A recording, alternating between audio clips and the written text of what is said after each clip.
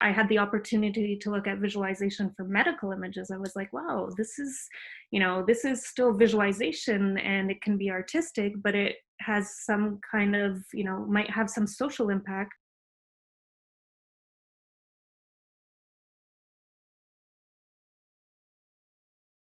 Things that we've always been interested in the Applied Perception Lab is how we can display medical images in order to improve the spatial understanding for radiologists and surgeons in order for them to have a better insight for treatment strategies or diagnosis.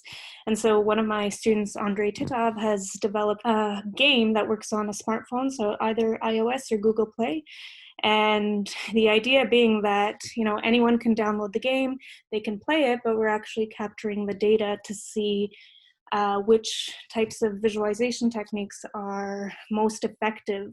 One of the things that we've been looking at more recently is one of my students, Negar, is working on, she's developed a fitness application, and the idea is not really the fitness application though. What we're studying is how we can use push notifications, so the reminders you get on your phone, to actually help people to keep up with a regiment, and then in order to hopefully in the long term develop better habit.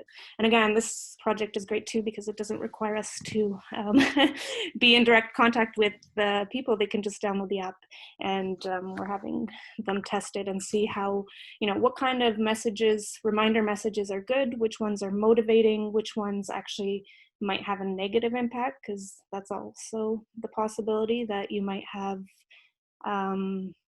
that, you don't want to demotivate people and be like, oh, I didn't exercise today and I'm getting like 5 messages. And so we're really trying to look at what kind of messages are the best, and when to send these messages so that they're not frustrating and annoying, but rather motivating.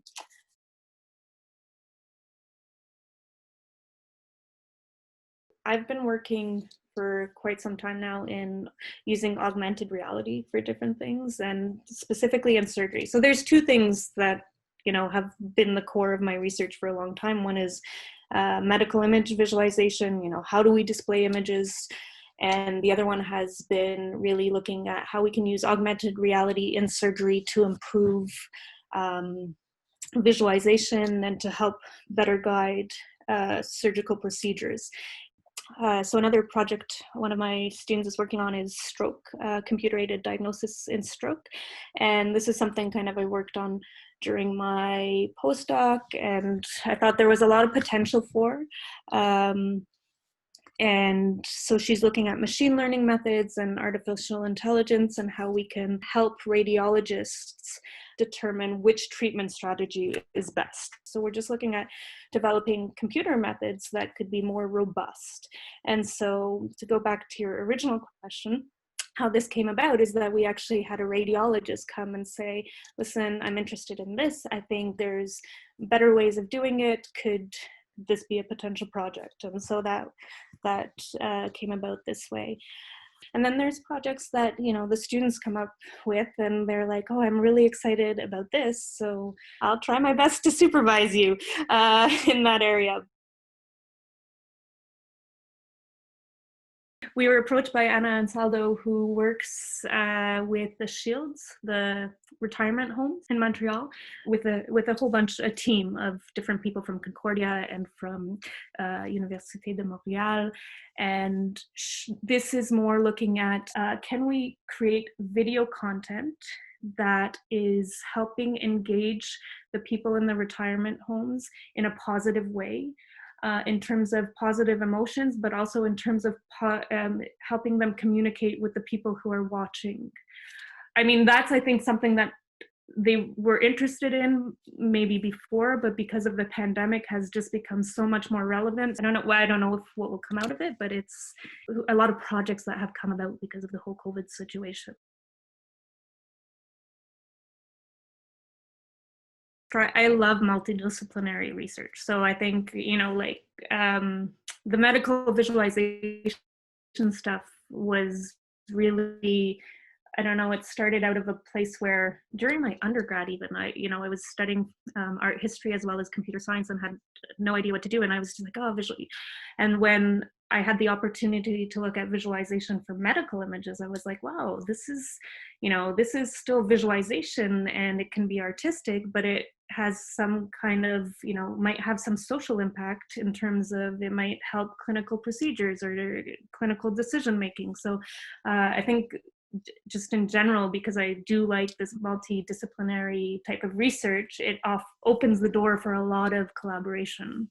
The other thing is too, since the lab is focused on, well, human computer interaction and applied perception, it also opens the door for a lot of research, because a lot of people, in computer science and engineering, they're working on developing a solution to a specific technical problem, let's say. And so where we can come in to collaborate with them and say, okay, so you've developed this, I don't know, computer-aided diagnosis system. Well, now let's see how the user, how the radiologist or the clinician can actually use this in an intuitive way where it's actually incorporated well into their workflow, where it's actually benefiting them in terms of time, in terms of not, the solution might have the best answer possible, but a clinician's not going to use it if it takes too long or if they don't trust it. So we can look at these issues. So I think that's why, the collaborations kind of naturally happen, because where my lab comes in is, okay, but are people actually going to use these wearables, and what do they have to feel in order to use the technology? Like how can they trust these wearables, the data that's being collected, and how is it actually going to impact their lifestyles?